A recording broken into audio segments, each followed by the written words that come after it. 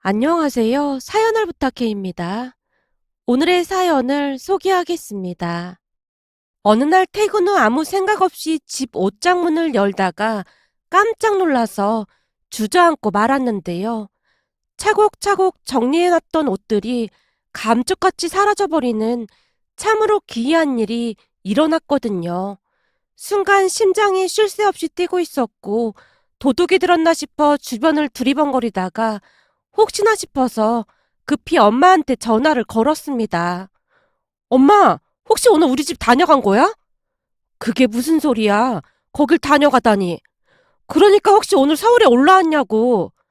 우리가 서울에 올라가면서 너한테 아무 말도 안 하고 올라갔겠니? 대체 무슨 일인데 그래? 그게 내 옷장에 있던 옷이 싸그리 없어져 버렸어. 뭐? 그게 무슨 소리야? 옷장에 있던 옷들이 다 없어졌다니. 다른 건 다 그대로인데 옷장 안에 있던 옷들만 몽땅 사라졌다니까? 제가 손까지 덜덜 떨면서 말을 이어가고 있었는데요. 엄마가 놀란 채 물었습니다. 혹시 집안에 도둑이라도 든 거 아니야? 그런 건 아닌 것 같은 게 그러기엔 집이 너무 멀쩡해. 그럼 이게 무슨 일이라니? 그럼 혹시 진수가 왔다 간 거 아닐까? 혹시 모르니까 진수한테 연락 한번 해보던지. 진수 씨가? 설마. 그때 이사할 때도 진수가 도와줬다며. 그니까 한번 연락해봐. 엄마의 말에 전화를 끊고 급히 남친에게 전화를 걸었어요. 진수 씨, 혹시 오늘 우리 집에 다녀간 거야? 아니, 나 오늘 종일 회사에 있었는데. 굳이? 근데 아무리 봐도 좀 이상해서 말이야. 이상하다니, 그건 또 무슨 말이야? 그게 옷장에 있던 내 옷이 전부 없어졌어. 뭐? 옷이 없어지다니. 그니까 옷장 안에 있던 네 옷들이 전부 사라졌다고? 그렇다니까. 그니까 지금 내가 얼마나 황당하겠어. 제 말에 남친도 많이 놀란 듯해 보였습니다. 그럼 집에 도둑 든 거 아니야? 경찰에 신고부터 해야 하는 거 아니야? 나도 경찰에 신고할까 했는데 아무리 생각해봐도 이상해서 그렇지. 이상하긴 뭐가 이상하다는 거야. 그렇잖아. 다른 건 다 멀쩡한데 옷만 없어진 게 아무래도 좀 이상하잖아. 아무리 생각해봐도 이건 면식범 소행이 분명해. 제가 확신에 가득 찬 목소리로 말을 하고 있었는데요. 순간 남친이 말을 아끼는 모습이었습니다. 진수 씨, 혹시 뭐 아는 거 있는 거야? 그게 잠깐만 전화 좀 끊어봐. 내가 확인 좀 해볼게. 남친이 급히 전화를 끊었는데요. 그렇게 한 30분쯤이 지났을까요? 진수 씨 어머님, 그러니까 예비 시어머니한테 전화가 걸려왔습니다. 나다. 네, 어머님, 잘 지내셨어요? 너 같으면 잘 지냈겠냐? 오늘 집에 가서 다 봤으면서 그런 소리가 나와. 너도 참 얼굴 두껍다. 네? 그게 무슨 말씀이세요? 너무나 갑작스런 말에 순간 제가 이해하지 못한 채 대묻고 있었는데요. 그 순간 예비 시어머니 입에서 충격적인 말들이 터져 나왔습니다. 너 오늘 집에 가서 옷장 봤을 거 아니야? 옷장이요? 그럼 설마... 제 입에서 설마라는 말이 튀어나왔는데요.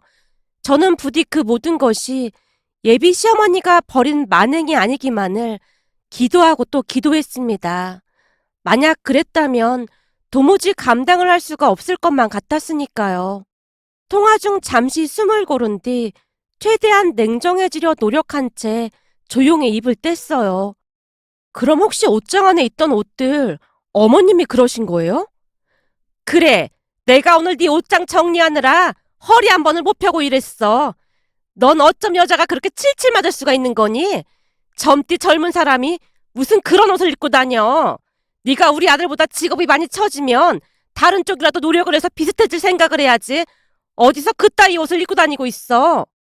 그럼 제 옷들은 다 어떻게 하신 거예요? 네 옷? 다 내다 버렸지. 그러니까 어디다 버렸냐고요. 거기에 중요한 옷도 있으니까 빨리 말하세요. 중요한 옷? 내가 보기엔 다 누더기 같은 옷들만 있더구만. 중요한 옷은 무슨 중요한 옷이 있어. 그 순간 하늘이 무너져 내렸다고 해야 할까요? 그리고 곧 이성을 잃은 채 예비 시어머니에게 빽 하고 소리를 질렀어요. 저기요, 옷 어디다 버렸어요? 어디다 버렸냐고요? 그 쓰레기를 어디다 버리겠어? 의류수거함에 버렸지. 근데 얘가 왜 이래? 너 지금 제정신이야? 당신이야말로 정신이 이상한 거겠지. 왜 남의 집에 맘대로 들어와서 내 옷을 맘대로 버리냐고요? 뭐? 당신? 얘가 안 되겠네. 너 지금 시애미한테 그게 무슨 말버릇이야? 결혼도 안 했는데 시어머니는 무슨 시어머니입니까? 앞으로 다시는 연락하지 마세요. 진짜 상종을 못할 집구석이구만. 그 보라색 스웨터 없어졌으면 진짜 내가 가만 안 있을 거니까 그렇게 알고 있어요. 남의 집에 무단 침입했다고 경찰에 신고할 거고 나 이대로 못 넘어가요. 너무나 흥분한 나머지 손이 벌벌 떨리고 있었습니다. 그리고는 급히 1층으로 내려가서 의료 수거함을 뒤지기 시작했는데요. 눈에서 눈물이 비 오듯 쏟아지고 있었습니다. 다른 옷들은 다 괜찮았지만 그 보라색 스웨터는 돌아가신 할머니께서 직접 뜨개질을 해주신 옷이었거든요. 워낙 오래돼서 옷이 많이 낡아 있었지만 제게는 너무나도 소중한 그런 보물 같은 옷이었어요. 그런 옷을 허락도 없이 버렸다는 말에 정이 떨어질 대로 떨어졌고 저는 남친과 헤어질 각오까지 하게 되었습니다. 남친과 저는 지인의 소개로 만나게 되었는데요. 어느 날 같은 학교 은주쌤이 제게 들뜬 목소리로 물었어요. 저기 효진쌤, 소개팅 한번 해볼래? 소개팅이요? 글쎄요, 전 아직 생각이 없어서요. 사실 우리 엄마 친구인데 어찌나 소개를 해달라고 하는지 거절할 수가 없어서 내가 효진쌤한테 물어본다고 했거든. 저한테요? 그쪽에서 무조건 학교 선생님을 찾고 있어서 말이야. 그치만 저는 직군이 좀 다르잖아요. 다르긴 뭐가 달라. 세상에서 제일 꿀부지게 근무하고 있으면서. 사실 우리 같은 사람들보다야 훨씬 나은 거 아니겠어? 그니까 그냥 한 번만 만나주라. 내가 이렇게 부탁 좀 할게. 그때 당시 그다지 내키지 않았기에 제가 선뜻 대답을 못하고 있었는데요. 은주쌤이 다시 졸라대기 시작했어요. 효진쌤, 한 번만 만나주라. 남자가 7급 공무원인데 진짜 괜찮아서 그래. 라며 계속해서 졸라댔기에 어쩔 수 없이 소개팅 자리에 나갔는데요. 남자는 제가 마음에 들었던 것인지 적극적인 표현을 해왔습니다. 성격도 좋아 보였고 외모도 나쁘지 않은 편이었기에 우리는 금세 가까워졌어요. 그렇게 한동안 만나다가 결혼 이야기가 나오게 되었고 남친 집에 인사를 갔는데요. 처음에는 아주 반기는 듯한 그런 모습이었기에 저도 마음을 놓고 편한 마음으로 있었어요. 그런데 잠시 후 대화를 하던 중 남친 어머니 표정이 순식간에 바뀌었습니다. 저기, 내가 지금 잘못 들은 거 아니지? 네? 그게 무슨 말씀이세요? 아니, 지금 한 말이 무슨 말이냐고. 남친 어머니가 남친과 저를 번갈아가며 바라보다가 다시 물었어요. 그니까 학교 선생님이 아니다 그 말인 거잖아. 엄마, 보건 선생님도 똑같은 선생님인데 무슨 그런 말이 있어. 보건 선생님이라고 하면 양호실에 근무하는 그런 사람을 말하는 거잖아. 양호 선생님이 어떻게 학교 선생님이야? 네? 그게 조금 다르긴 한데. 다른 정도가 아니잖아. 그니까 수학, 국어, 영어를 가르치는 선생님이 아니라는 거잖아. 내가 분명히 선생님 자리로 알아봐 달라고 했는데 이게 웬일이야? 남친 어머니의 얼굴이 사색이 되어 있었기에 오히려 제가 더 놀랄 수밖에 없었는데요. 일반 선생님들과 직무가 다르긴 했지만 그렇게 무시를 받을 만한 직군은 아니라고 생각한 채 살았기에 남친 어머니의 행동에 큰 충격을 받을 수밖에 없었어요. 사실 제 입으로 이런 말하기가 좀 그렇긴 한데 학교 보건 선생님으로 근무를 하기가 하늘의 별 따기만큼 어렵다고 할 정도로 쉽지 않은 건 사실이었으니까요. 나름 자부심을 가지고 근무를 하고 있던 제게 남친 어머니의 행동은 경악을 금치 못할 정도로 충격적이었습니다. 한마디로 남친 어머니는 보건교사라는 직업을 철저하게 무시했어요. 하지만 남친이 제게 워낙 잘하기도 했고 보건교사에 대해 잘 몰라서 그럴 수도 있다고 안일하게 생각하고 넘어갔던 것 같습니다. 그 일이 어떤 일을 불러올지 감히 상상도 못하고 있었던 거죠. 남친 어머니가 저를 탐탁지 않게 생각하고 결혼을 반대했지만 남친은 무조건 저와 결혼을 하겠다고 떼를 썼고 남친 부모님이 어쩔 수 없이 결혼을 허락하긴 했는데요. 그 뒤에도 남친 어머니는 저를 마음에 들어 하지 않아 했습니다. 그중 가장 마음에 들어 하지 않았던 것이 제가 입고 다니는 옷 스타일이었습니다. 아무래도 학교에서 근무를 하다 보니 제가 입고 다니는 스타일은 튀지 않는 점잖은 옷들 뿐이었어요. 옷은 그저 깔끔하고 단정하게 입고 다니면 된다는 생각을 했었기에 깔끔한 흰색 셔츠에 검정색 바지를 즐겨 입는 편이었습니다. 물론 간혹가다 다른 스타일도 있긴 했지만 막 화려하거나 튀는 그런 스타일은 아니었어요. 그런 종류의 옷들은 제게 어울리지가 않는 편이었으니까요. 또한 저는 명품에 관심이 전혀 없는 편으로 부모님이 선물해 준 것 외에는 명품이라고는 없었습니다. 그 모든 것은 부모님의 영향을 많이 받을 수밖에 없었는데요.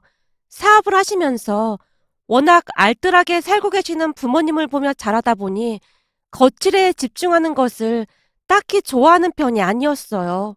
그래서였을까요? 남친 어머니는 저를 더욱 못마땅해 했습니다. 어느 날 같이 식사를 하자며 만난 적이 있었는데요. 제가 입은 옷을 훑어보더니 다짜고짜 말을 꺼내기도 했어요. 너 그 옷은 어디서 산 거니? 아무래도 학교에서 근무를 하다 보니 편한 옷이 필요해서 그냥 인터넷에서 많이 사는 편입니다. 자주 이용하는 곳이 있는데 거기가 편하게 잘 나와서 자주 이용하는 편입니다. 누가 들으면 네가 진짜 학교 선생님인 줄 알겠구나. 넌 어쩜 눈 하나 깜빡하지 않고 아무렇지도 않게 말할 수가 있는 거니? 네? 그게 무슨 말씀이세요? 그렇잖아. 양호 선생 주제에 학교 선생 행세를 하고 다니고 있는 거잖니. 그리고 양호실에서 할 게 뭐가 있다고 편한 옷만 찾아. 그냥 딱 봐도 내내 노는 것 같아 보이던데. 어머님, 제 입으로 이런 말씀 드리기 조금 그렇긴 한데요. 사실 보건교사 되는 게 절대로 쉬운 일이 아닙니다. 저희도 따로 임용고시도 보거든요. 양호 선생 주제에 임용고시 같은 소리 하고 있네. 내가 모른다고 속이려고 그러나 본데 나 그렇게 무식한 사람 아니니까 속이려고 하지 마라. 남친 어머니가 어이없다는 표정으로 노려볼 뿐이었습니다. 아마도 그때 남친이랑 정리를 했어야 했던 것이 아닌가 하는 생각만 드네요. 하지만 남친의 헌신적인 모습을 보며 남친 어머니의 모습을 관가했던 게 아닌가 싶습니다. 지금 생각해보면 눈에 콩깍지가 씌었던 것 같았습니다. 그렇게 결국 상견례까지 하게 되었는데요. 상견례 날을 떠올리면 황당해서 그저 웃음밖에 나오지 않는답니다. 그러니까 상견례 날 예비 시부모님이 명품으로 치장을 하고 나왔는데요. 두 분의 옷차림 중 가장 기가 막혔던 부분이 예비 시어머님은 그렇다 치더라도 예비 시아버지 목에 걸려있던 금목걸이였습니다. 왠지 뭔가가 많이 어색해 보이는 그런 분위기였거든요. 그 모습에 부모님의 얼굴이 사색이 되어 있었습니다. 자리에 앉자마자 예비 시어머니가 말을 꺼냈어요. 제가 보니 효진이가 부모님을 닮아서 검소한 편인가 봅니다. 두 분도 엄청 검소하신 편인가 보네요. 아, 네. 아무래도 저희가 사치를 좋아하지 않아서요. 제가 듣기로는 돈도 많다고 들었는데 있는 사람들이 돈을 써줘야 나라 경제가 돌아가지 않겠습니까? 설마 사돈 두 분도 인터넷에서 옷 사고 그러시는 건 아닌 거죠? 제가 들어보니 효진이는 옷을 인터넷에서 산다고 하지 뭡니까? 예비 시어머니가 손으로 입을 가린 채 고상한 척하며 웃고 있었는데요. 그러면 그럴수록 부모님의 표정이 말이 아니었습니다. 그렇게 잠시 뒤 음식이 나왔고 예비 시어머니가 다시 말을 꺼냈어요. 두 분은 워낙 검소해서 이런 고급 음식은 처음 드셔보는 거겠네요. 사시는 곳이 지방이다 보니 이런 음식점 찾기도 많이 힘드시죠? 그러니 많이 드세요. 우리는 워낙 자주 먹어서요. 예비 시어머니가 우리 부모님께 음식을 권하고 있었습니다. 그 뒤 예비 시어머님이 명품백에 대해 자랑을 하고 있었는데요. 엄마가 예비 시어머니 백을 빤히 바라보는 듯 하더니만 한마디를 했습니다. 저기, 제가 이런 말씀 드리기 그렇지만 좋은 백을 가지고 오셨네요. 그럼요. 이게 무려 500만 원이 넘는 백입니다. 그런가요? 제가 구경 좀 해봐도 되겠습니까? 네? 구경이요? 그럼요. 효진이 어머니도 이런 백 좀 사고 그러세요. 예비 시어머니가 신나서 엄마에게 백을 내밀고 있었습니다. 그런데 백을 유심히 살펴보던 엄마가 조용히 입을 열었어요. 저기 죄송한데 혹시 이 백 어디서 사셨는지요? 어디서 사다니요? 그건 왜 묻는 겁니까? 순간 예비 시어머니가 당황한 표정으로 엄마에게 대묻고 있었는데요. 제가 이런 말씀 드려도 될지 모르겠지만 이거 가품 같아서요. 혹시 백화점에서 사신 건가요? 뭐요? 작아요? 지방 사는 촌사람이 뭘 한다고 그런 말을 하는 거요? 예비 시어머니가 눈을 요리조리 피해가며 엄마에게 따지듯 물었어요. 제가 비록 지방 살긴 하지만 명품인지 가품인지 구별할 정도는 되거든요. 근데 이건 엉성해도 너무 엉성해서 그냥 누가 보더라도 가품이 확실해 보이네요. 사실 저도 이거랑 같은 진품이 있어서 제가 잘 알고 있거든요. 혹시 백화점에서 사신 거라면 뉴스에도 나올 정도로 심각한 문제인 것 같아서 말씀드리는 겁니다. 그러니까 꼭 가서 확인해 보세요. 백화점에서 이런 가품을 팔았다면 큰 문제가 될 수 있는 거 아니겠습니까? 엄마의 말에 예비 시어머니의 얼굴이 사색이 된 채 급히 테이블 밑으로 백을 감추는 모습이었습니다. 그 모습에 예비 시어머니가 가품임을 이미 알고 있었다는 확신마저 들었습니다. 뜻하지 않던 엄마의 반격으로 인해 예비 시어머니가 횡설수설하는 모습이었고 또다시 제 직업을 비하하는 말을 하기 시작했어요. 우리 아들이 7급 공무원인 건 알고 계신 거죠? 근데 효진이 직업 말입니다. 우리 효진이 직업이라니요? 사실 우리는 효진이가 학교 선생님인 줄 알고 소개를 받았던 겁니다. 근데 뜬금없이 보건교사라고 하니 많이 실망했습니다. 대체 어느 부분에서 실망을 했다는 말씀이신지요? 그걸 꼭 제 입으로 말을 해야겠습니까? 사실 보건교사를 누가 선생이라고 하겠습니까? 종일 보건실에 짱 박혀서 그냥 약이나 발라주는 그런 사람이잖아요. 그러니 교단에서 수학이나 영어를 가르치는 선생님들보다 수준이 좀... 예비 시어머니가 저를 힐끗 바라보며 무시하는 듯한 발언을 했고 그 말을 듣던 엄마가 입가에 미소를 머금고는 입을 열었어요. 혹시 보건교사가 되려면 어떤 과정을 거치는지 알고 계시는지요? 예?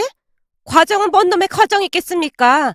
선생님들이야 임용고시를 합격한 사람들인데 그런 것도 아닐 거고요. 잘 모르시고 그런 말씀을 하시는 것 같은데 제가 한 말씀 드려도 되겠습니까? 보건교사 되는 일이 참 만만치가 않은 일입니다. 우선 간호학과 중에서 교직 이수가 가능한 대학에 진학을 해야 하고 대학 1학년 성적이 상위 5에서 10% 이내 학생들에게만 교직 이수 받을 기회가 주어진답니다. 간호학과에서 상위 5에서 10% 성적이랑 임용고시랑 비교를 하는 것 자체가 웃기는 일이죠. 거기서 끝이 아니라 기본적으로 보건교사가 되려면 간호사 면허증도 필요하고 교원 자격증 2급도 있어야 되고 한국사 자격증도 상급 이상이 있어야 합니다. 그래야 중등 임용고시를 치를 수 있는 조건이 되는 겁니다. 그렇게 해서 결국 중등 임용고시 합격을 해야 보건교사가 되는 거고요. 뭐요? 보건교사도 임용고시를 본다고요? 엄마가 막힘없이 술술 말을 하고 있었고 예비 시어머니가 넋이 나간 표정으로 입을 다무는 모습이었습니다. 그날 상견례가 끝나고 부모님이 제게 진지하게 말을 했어요. 너 이 결혼 꼭 해야겠니? 진수는 괜찮을지 모르겠지만 진수 부모님 행동이 예사롭지가 않아 보여. 너도 상견례 하는 내내 봤잖니. 우린 살면서 그렇게 몰상식한 사람들은 진짜 처음 봤다. 나도 마음이 좀 심란하긴 한데 진수 씨가 울고불고 매달려서 어떻게 할지 잘 모르겠어. 결혼은 집안 대 집안이 하는 거라고 했어. 특히나 네 시어머니 자리가 보통 사람이 아닌데 감당할 수 있겠어? 엄만 네가 왜 굳이 그런 불구덩이로 들어가려고 하는 건지 이해를 할 수가 없구나. 라며 엄마가 긴 한숨을 내쉬고 있었습니다. 그런데 그런 와중에 그런 일이 일어났던 겁니다. 세상에 어떤 사람이 예비 며느리 옷을 그것도 허락도 없이 그냥 버릴 수가 있을까요? 그날 예비 시어머니는 뭘 잘못했는지 모르겠다는 듯이 오히려 저를 비웃기까지 했어요. 그 바람에 제가 남친에게 전화를 걸어 따져 물었습니다. 내가 진짜 이해가 안 돼서 그러는데 진수 씨 어머니가 우리 집 비밀번호는 어떻게 알고 있었던 거야? 사실 며칠 전에 나한테 얼핏 물어봤던 적이 있었는데 내가 네 생일이라고 했거든. 진수 씨 어머님 내 생일 모르잖아. 그게 그것도 내가 말해줬어. 뭐? 진수 씨 제정신이야? 왜 남의 집 비밀번호를 막 말하고 다니는 거야? 우리가 곧 결혼할 사이인데 남이라는 말은 좀 그렇다. 아니지. 난 결혼해도 시어머니랑 비밀번호 공유할 생각 없었어. 거기다 남의 집에 들어와서 어떻게 옷을 마음대로 버릴 수가 있어? 그게 아무래도 엄마는 네가 좀 괜찮은 옷을 입었으면 해서 그랬던 것 같아. 사실 네가 입고 다니는 옷이 좀 그렇긴 했잖아. 내가 엄마 편을 들겠다는 게 아니라 나도 네 옷들이 썩 마음에 들었던 건 아니야. 그럼 진수 씨도 어머니 생각이랑 같다는 말이네? 그러니까 우리 집에 무단 침입해서 내 옷을 싹 다 갖다 버린 것에 대해 미안하거나 그런 건 전혀 없다는 거네? 그런 부분은 엄마가 잘못하긴 했지만 엄마도 오죽했으면 그랬겠어. 우리 엄마가 원래 그렇게 막 나가는 스타일은 아닌데 아무래도 상견례 날 니네 엄마 때문에 기분이 나빠서 더 그랬던 것 같아. 그니까 이번에는 네가 이해 좀 해주라. 이해? 무슨 이해를 해? 우리 결혼 다시 생각해보자. 뭐? 결혼을 다시 생각하다니 그게 무슨 말이야. 지금 상견례까지 했는데. 상견례한 게 뭐가 대수라고 그래? 사실 상견례 했을 때도 긴가민가 했었는데 이번에 확실해졌어. 나 진수 씨랑 결혼 못해. 그리고 진수 씨 어머니 정신과 상담 받아보라고 해. 아무리 생각해봐도 이건 정상적인 사람이 할 수 있는 행동이 아니잖아? 우리 수거함에서 우리 할머니께서 만들어주신 스웨터 찾느라 내가 얼마나 고생했는 줄 알기나 해? 어쩜 남의 물건을 허락도 없이 겉도 몰래 들어와서 다 버릴 수가 있어?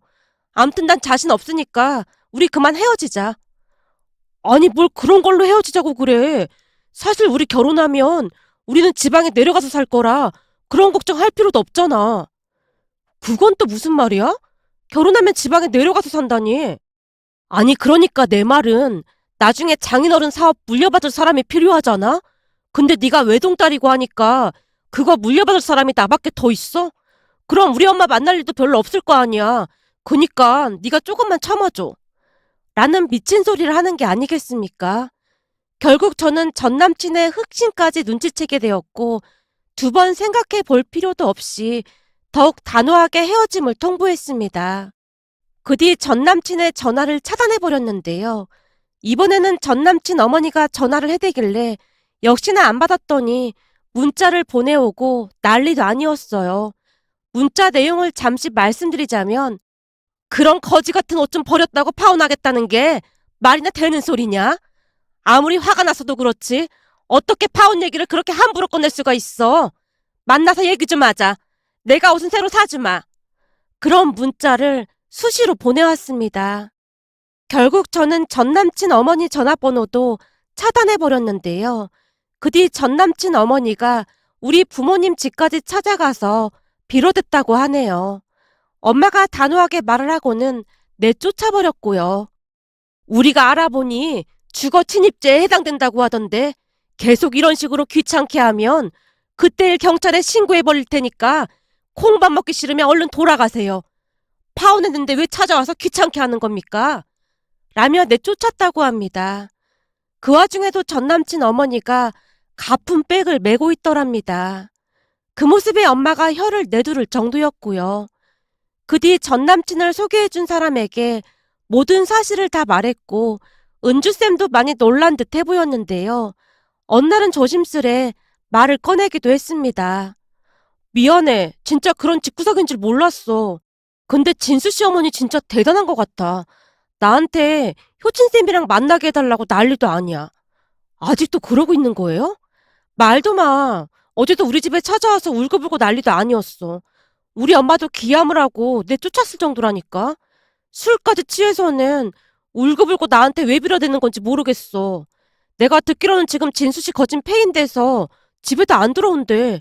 작은 원룸 얻어서 나갔다고 하더라고. 집이랑 영 끊고 산다고 말이야. 우리 엄마도 당신 친구가 그 정도인 줄은 몰랐다고 요즘은 피하고 있을 정도야. 그런 사람들인 줄 진짜 모르고 소개해줬는데 효진쌤한테 진짜 미안해.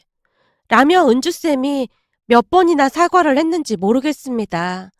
은주쌤 말로는 평소 전남친 엄마가 그렇게나 고상하게 행동을 했다고 합니다. 그래서 다들 감쪽같이 속았다고 하네요. 결국 전남친은 가족들과 연을 끊고 살고 있다고만 들었습니다. 세상에 이런 사연이 또 있을까 싶어 이렇게 글 작성해 봅니다. 오늘의 사연은 여기까지였습니다. 즐겁게 보셨다면 구독, 좋아요 부탁드립니다. 고맙습니다.